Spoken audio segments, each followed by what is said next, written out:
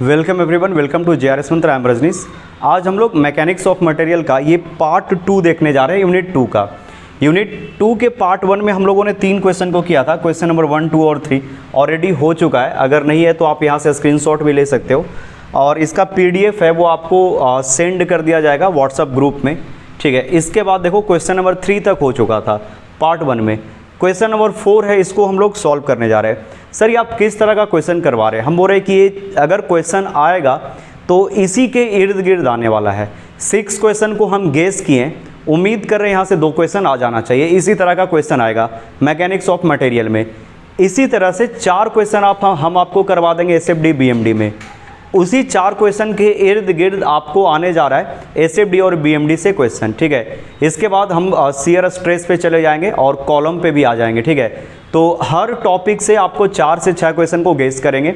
आप उस क्वेश्चन को खुद से सॉल्व करने की कोशिश करना है तो कर सकते हैं, ठीक है। जो भी आपको सेमेस्टर के एग्जाम में क्वेश्चन पूछे जाएंगे उसी के आसपास से होगा, ठीक है। और ऑब्जेक्टिव भी आपको प्रोवाइड किया जा चुका है और कुछ टॉपिक का बचा हुआ है वो भी किया जाएगा, ठीक है। तो पहले हम लोग क्वेश्चन नंबर 5 को सॉल्व कर लेते हैं, 4 को सॉल्व कर लेते हैं।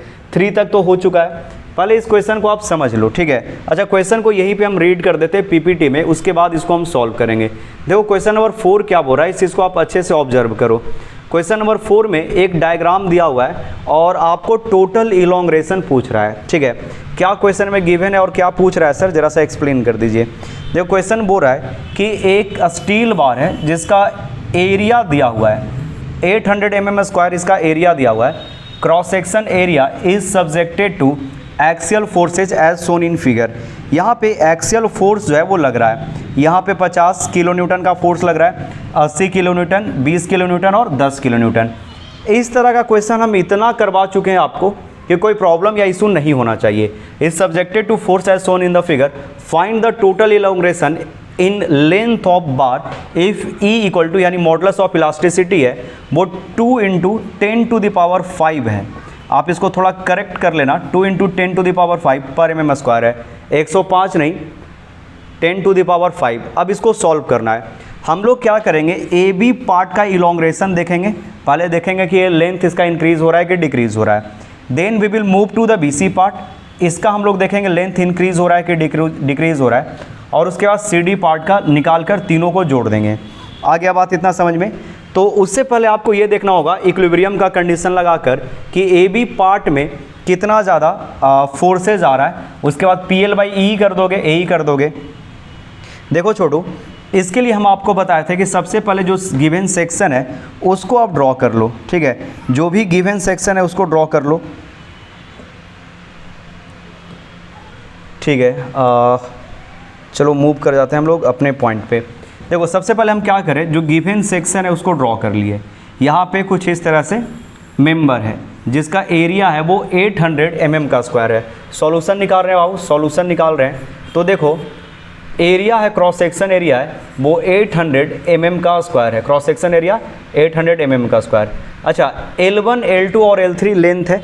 देखो यहाँ से AB आपको दिख रहा होगा, AB, ठीक है। उसके बाद दिख रहा होगा CD, और यहाँ पे जो लोड लग रहा है वो 50 किलो न्यूटन लग रहा है, 50 किलो न्यूटन।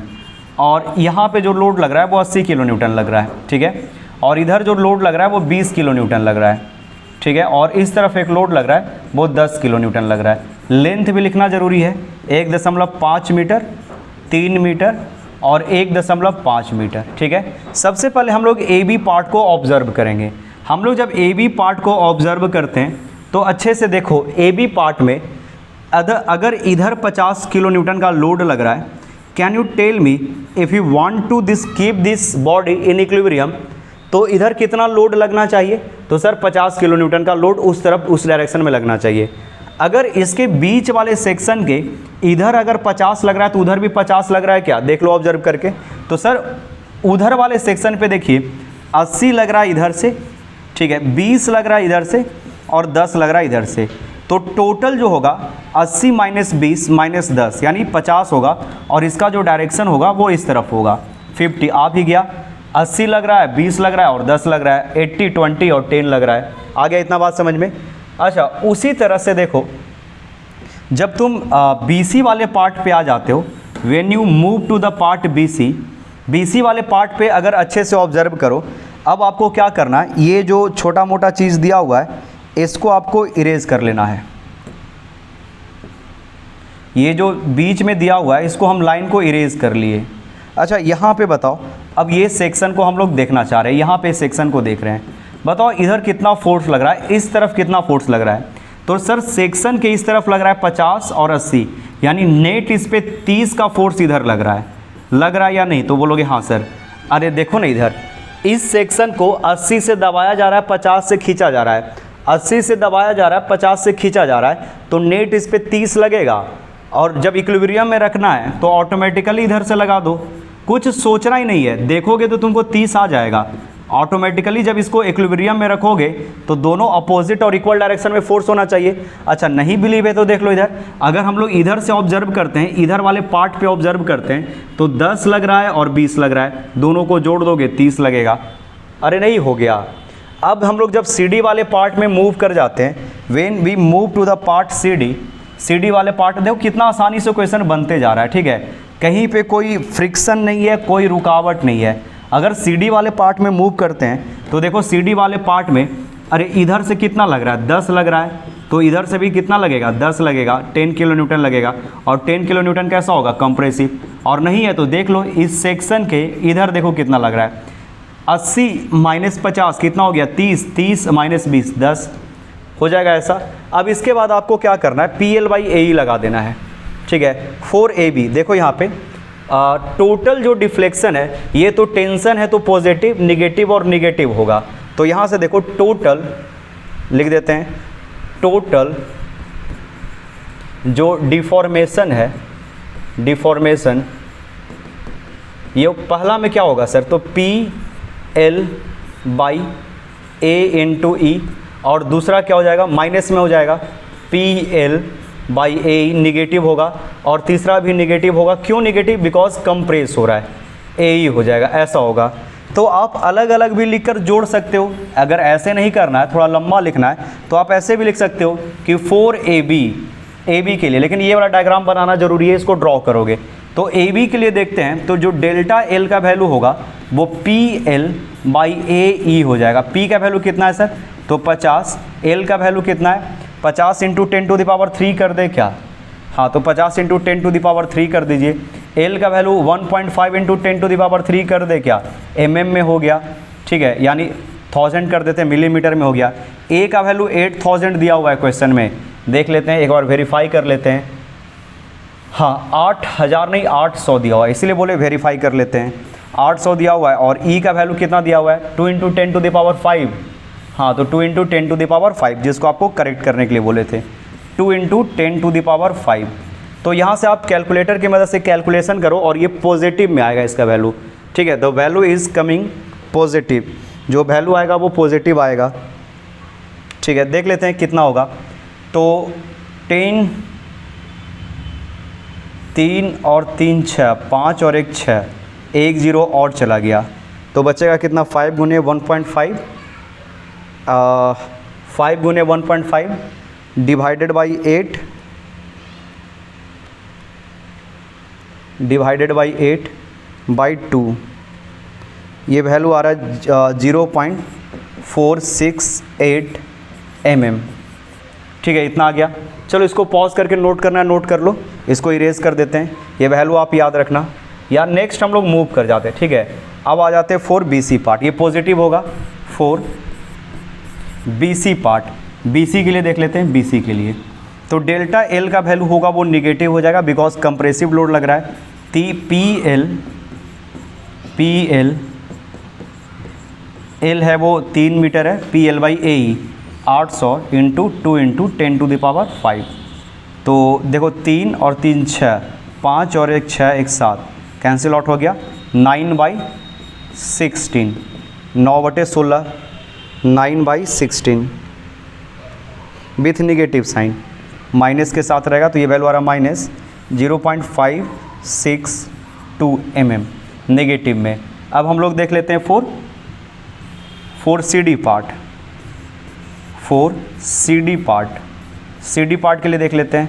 तो सर डेल्टा L का जो वैल्यू होगा वो निगेटिव में होगा, P यानी 10 10⁻³ एल का वैल्यू 1.5 गुने 10⁻³ पी एल बाई ए का वैल्यू 800, ए का वैल्यू कितना है, ए का वैल्यू पी एल बाई ए ई का वैल्यू है 2 × 10⁵, तो 5 6 7 3 3 6 और एक 7, 1.5/16 विथ निगेटिव साइन, ठीक है। तो 1.5 PL/16, ये जो वैल्यू आ रहा है निगेटिव साइन में आ रहा है -0.09375 mm मिलीमीटर। तो टोटल डेल्टा एल का वैल्यू निकाल सकते हैं क्या, यहाँ से फाइनल जो होगा, फाइनल डेल्टा एल का वैल्यू होगा वो पॉजिटिव में कितना आया था देख लेते हैं, 0.468 माइनस 0.562 माइनस 0.09375 इक्वल टू, देख लेते हैं कितना आता है वैल्यू,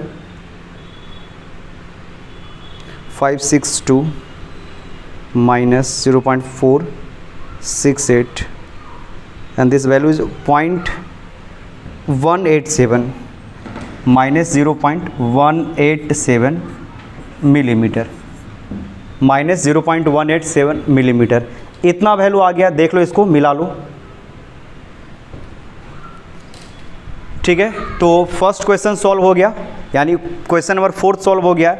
आपको ये आसान क्वेश्चन है, ठीक है। इस तरह का लेक्चर में हम बहुत करवाएं और इस तरह के क्वेश्चन के आने के चांसेस भी बहुत हैं।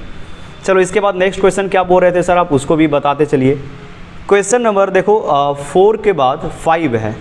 क्वेश्चन नंबर 5 देखो, a steel rolled steel joist, rolled section है, मतलब उसको फैक्ट्री में मैन्युफैक्चर किया गया, ना कि प्लेट में जोड़कर, ठीक है। तो फैक्ट्री से बना हुआ कोई एक जॉइस्ट है, यानी बीम का सेक्शन है, बीम टाइप का सेक्शन है, is 6 metre long at 15 degree, 15 degree पे वो 6 मीटर लंबा है। Calculate its elongation when temperature is 40 degree, temperature rise कर जा रहा है। तो यहाँ पे आपको क्या मिलेगा, डेल्टा टी का वैल्यू मिलेगा, वो होगा 40 माइनस 15, यानी आई थिंक 25 आ जाएगा, 25 5 30 10 40। इफ इलोंग्रेशन इज़ प्रिवेंटेड, तो जब इसका इलोंग्रेशन को प्रिवेंट कर दिया जाएगा, prevented, calculate the stress induced in the section, also find the axial thrust exerted if area of the cross section is this that कर दिया है, ठीक है। मतलब कहने का मतलब है अल्फा एज का वैल्यू दिया हुआ है, ई का वैल्यू दिया हुआ है, यू हैव टू फाइंड 2 और 3 वैल्यूज़। क्वेश्चन को पहले समझो, ये क्वेश्चन क्या बोल रहा है, चलो इसको हम यहाँ पे बोर्ड पे ही समझा देते हैं अच्छे से। देखो यहाँ पे नेक्स्ट क्वेश्चन है, वो आई थिंक होगा, तो क्वेश्चन को अच्छे से रीड करो, अगर पढ़ पाए तो अच्छा है। उम्मीद है ये क्वेश्चन पढ़ पा रहे होगे, ठीक है। क्वेश्चन को लिख लो, समझ लो, पहले क्वेश्चन को अच्छे से समझा देते हैं। देखो क्वेश्चन क्या बोल रहा है, a rolled steel joist 6 metre long, एक लोहे का छड़ है जो 6 मीटर लंबा है। ये कितना मीटर लंबा है, 6 मीटर लॉन्ग है, बहुत अच्छे। एट 50 डिग्री टेम्परेचर, तो देखो डेल्टा टी निकालने का तरीका यहाँ पे हो जाएगा सर 40 डिग्री माइनस 15 डिग्री, और ये हो गया 25 डिग्री सेंटीग्रेड, 25 डिग्री सेंटीग्रेड, ठीक है। Calculate the elongation when temperature is 40 degree, आपको सबसे पहले डेल्टा एल का वैल्यू निकालना है। तो डेल्टा एल होगा क्या sir, L alpha delta T, L का वैल्यू दिया हुआ है क्या, तो सर 6000, अल्फ़ा का वैल्यू गिवन है, लास्ट में अल्फ़ा का भी वैल्यू गिवन है, अल्फ़ा का वैल्यू गिवन है 10 × 10⁻⁻6, और ई अल्फ़ा डेल्टा टी का वैल्यू कितना है 25। तो यहाँ से डेल्टा एल का वैल्यू आ गया है। इफ़ इलोंग्रेशन इज़, पहले तो इलोंग्रेशन निकाल ले, क्वेश्चन बोल रहा है इलोंग्रेशन निकालने के लिए, तो हम इसको इलोंग्रेशन कैलकुलेट कर दे क्या, डेल्टा एल का वैल्यू कितना आ रहा है, डेल्टा एल का वैल्यू आ जाएगा 6000 गुने 10 × 25 डिवाइडेड बाई 10⁻6, ये वैल्यू आ रहा है 1.5 mm। तो delta L change in length है वो 1.5 मिलीमीटर है, कोई प्रॉब्लम नहीं है। अगर डेल्टा एल पता है कि आप इसका स्ट्रेन निकाल पाओगे, स्ट्रेन कितना होगा, तो हाँ निकाल देंगे sir, change in length by original length. अच्छा, उसके बाद बोल रहा है if elongation is prevented calculate the stress induced, अगर इसका जो साइड है उसको इलोंग्रेट होने से रोक दिया गया, तो इसमें कितना स्ट्रेस प्रोड्यूस होगा। तो सर डेल्टा एल से हम लोग को स्ट्रेन निकाल देंगे, स्ट्रेन की मदद से स्ट्रेस निकाल देंगे। अच्छा, इसका स्ट्रेन क्या होगा, हम रफ थोड़ा बनाते जा रहे हैं, आप अच्छे से लिखना। स्ट्रेन जो होगा sir delta L by L होगा। डेल्टा एल का वैल्यू कितना है, तो 1.5 1.5 बाई 6000। तो यहाँ से डेल्टा ई स्ट्रेन का वैल्यू आ गया 1.5 डिवाइडेड बाई 6000। ये वैल्यू आ रहा है अप्रॉक्सीमेट 250 इंटू 10⁻⁻6। ये स्ट्रेन आ गया। अच्छा, यहाँ पे देखो ई का वैल्यू गिवन है, ई का वैल्यू गिवन है। ई का वैल्यू कितना दिया हुआ है सर 2 इंटू 10⁵ न्यूटन पर mm का स्क्वायर। ई का वैल्यू दिया हुआ है। तो क्या stress by strain equal to E नहीं कर सकते हैं, और स्ट्रेस हो जाएगा 2 इंटू 10⁵ गुने स्ट्रेन 250 इंटू 10⁻⁻6। 250 इंटू 10⁻⁻6। इसको हम लोग देख लेते हैं कितना आता है वैल्यू। ये वैल्यू आ जाएगा यहाँ से 25 दूना 50 50 मेगा पास्कल। ठीक है, स्ट्रेस का वैल्यू सिग्मा का वैल्यू आ गया 50 मेगा पास्कल, यानी न्यूटन पर mm का स्क्वायर। ठीक है, ये मेगा पास्कल बोलो या जैसे भी लिखो। तो जब स्ट्रेस निकल गया उसके बाद फिर क्या बोल रहा है, स्ट्रेस जब निकल गया है also find the axial thrust, यानी लोड। थ्रस्ट कहने का मतलब क्या हो गया, यहाँ पे लोड का वैल्यू या फोर्स का वैल्यू निकालना है। If area of the section दिया हुआ है तो क्या फोर्स नहीं निकाल पाओगे, एरिया दिया हुआ है 4808, यहाँ पे आपको फोर्स निकालना है। एरिया कितना दिया हुआ है 4808 mm का स्क्वायर, ऐसे एरिया दिया हुआ है। तो स्ट्रेस इक्वल टू क्या होता है सर, तो फोर्स बाई एरिया। थ्रस्ट का मतलब फोर्स। तो यहाँ से हम लोग क्या करेंगे, तो स्ट्रेस गुने एरिया इक्वल टू पी, यानी 50 गुने 4808 equal to 4808 equal to P. ठीक है, तो पी का वैल्यू हो जाएगा इंटू 4808। ठीक है, ये वैल्यू आ रहा है 204, पी का वैल्यू आ रहा है 240.4 किलो न्यूटन। ठीक है, तो हो गया क्वेश्चन, ये सॉल्व हो गया। आप इसको जल्दी से पॉज करके नोट कर लो। ये छोटा छोटा क्वेश्चन है, यही आपसे पूछा जाएगा आपसे। ठीक है, अच्छा, इसके बाद एक क्वेश्चन और बच गया है, उसको भी हम लोग कर ही लेते हैं। एक छोटा सा क्वेश्चन है, ठीक है, उसको भी सॉल्व कर लेते हैं। 10 मिनट का क्वेश्चन है, 5 मिनट में हो जाएगा। मतलब जल्दी जल्दी करवा रहे हैं, टाइम तो बर्बाद करने की ज़रूरत है नहीं। क्वेश्चन नंबर 5 देखो, determine the total elongation of the bar shown in figure if E equal to 2 into 10⁵। तो एक ही फोर्स तो लग रहा है, फोर्स कंटिन्यू है। एरिया वगैरह आपको निकाल लेना है, एरिया निकाल के PL/A लगा देना है। ठीक है, तो इस क्वेश्चन को सॉल्व करते हैं। ठीक है, इस क्वेश्चन को हम सॉल्व कर रहे हैं। क्वेश्चन दिया हुआ है क्या है, ये इस तरह से क्रॉस सेक्शन है बाबू, एक छोटा सा मेंबर है जो कुछ ऐसा बना हुआ है। आपको सबका पहले निकाल लेना है एरिया। देखो यहाँ पे बोल रहे हैं कि पहले ऐसे बना हुआ है, एक यहाँ पे आया, इसके बाद छोटा सा इधर गया है, पतला सा सेक्शन, उसके बाद फिर बड़ा हो गया है, ये 20 है। अच्छा, इसका जो डायमीटर है, ये जो डायमीटर है वो दिया हुआ है 12 mm, डायमीटर 12 mm, फाई का वैल्यू 12 mm। इसका जो डायमीटर है फाई है वो 8 mm है, और इसका 20 mm है, 20 mm है। ठीक है, और लेंथ है वो 1000 मिलीमीटर, 1000 मिलीमीटर। ठीक है, 500 मिलीमीटर लेंथ है वो, 500 मिलीमीटर और 800 मिलीमीटर। ठीक है, तो देखो जब यहाँ से हम लोग लोड लगाएंगे 10 किलो न्यूटन का, तो ये 10 किलो न्यूटन का लोड यहाँ भी लगेगा, यहाँ भी लगेगा और इसमें भी लगेगा। 10 किलो न्यूटन का लोड है वो तीनों सेक्शन में लगेगा। 10 किलो न्यूटन जब इधर से खींचोगे, उधर से खींच रहे हो, तो ये भी इलोंग्रेट, ये भी इलोंग्रेट, वो भी इलोंग्रेट, तीनों सेक्शन है वो इलोंग्रेट करेगा।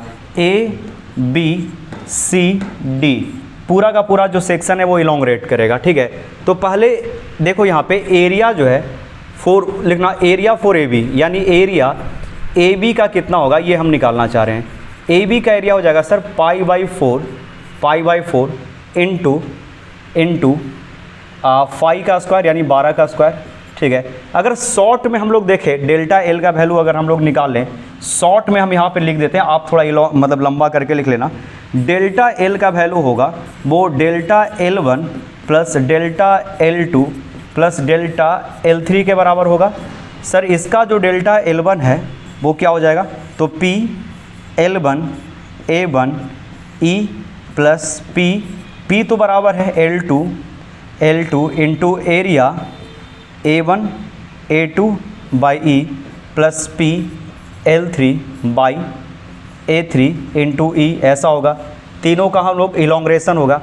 अच्छा, P तो सब में बराबर है और E सब में बराबर है, तो बचेगा क्या, L1, यानी पहला का एरिया कितना है, लेंथ कितना है, L का वैल्यू 1000 मिलीमीटर बटे π/4 इंटू 12 का स्क्वायर प्लस 500 L2 A2 का वैल्यू कितना हो जाएगा सर, π/4 इंटू 8 का स्क्वायर प्लस L3 यानी 800 बटे π/4 इंटू 20 का स्क्वायर। बस आप ऐसे करके और बता दो इसका वैल्यू कितना होगा। P का वैल्यू है वो 10 किलो न्यूटन है, P का वैल्यू है वो 10 गुने 10 का पावर 3 बटे E यानी 2 इंटू कितना दिया हुआ है, E का वैल्यू कितना दिया हुआ है 2 into 10 to the power 5, E का वैल्यू है 2 इंटू 10 टू द पावर 5 और यहाँ पे वैल्यू हो जाएगा 1000 बाई, लिखते कैलकुलेट करते चले क्या, देखते कितना आता है, π/4 गुने 12 का स्क्वायर, ठीक है, ये वैल्यू आ रहा है 113।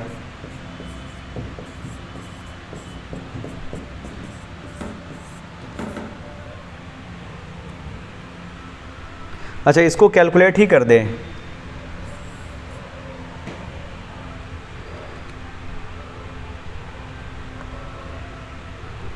एक 1000 डिवाइडेड बाई आंसर, ये वैल्यू आ रहा है 8.842 प्लस देखते हैं कितना आता है, थोड़ा सा आप लोग भी कर लेना, ये तो इजी पार्ट है, गुने 8 का स्क्वायर, ये वैल्यू आ रहा है 50.265 प्लस 9.94, ये वैल्यू आ रहा है 9.94 प्लस π/4 गुने 20 का स्क्वायर 800 2.5464 और इधर से थोड़ा सा हम लोग देखें तो ये कैंसिल हो गया, 4 चला जाएगा तो 1/20 यहाँ पे लिखते हैं 1/20। अच्छा, 1/20 इंटू कितना हो गया 8.842 प्लस 9.94 प्लस 2.54, यहाँ से जब हम लोग कैलकुलेट करते हैं तो इलोंग्रेशन आ रहा है 1.0661 mm, ये कुछ इलोंग्रेशन आएगा। चलो एकदम एक बार आप लोग कैलकुलेशन देख लेना, कैलकुलेशन करेक्ट आ रहा है या नहीं मेरा, ठीक है। तो आज का लेक्चर यहीं पर रहने दे रहे हैं और यूनिट 2 में जो भी हम क्वेश्चन मेरे अनुसार जो ठीक ठाक आना चाहिए था सेमेस्टर पॉइंट ऑफ व्यू से, वो 2 का करवा दिए हैं। अब हम लोग मूव कर जाएंगे यूनिट 3 में, जो जिसमें हम लोग को पढ़ना है एसएफडी और बीएमडी। एसएफडी बीएमडी से भी 4-5 क्वेश्चन करवा देंगे तो हम लोग का यूनिट 3 भी कवर हो जाएगा। तो मिलते हैं नेक्स्ट क्लास में, थैंक यू। और ये लेक्चर बहुत बड़ा भी नहीं हुआ है, 20-22 मिनट का है, तो आप आसानी से इस तरह का लेक्चर देख पाओगे। Thank you.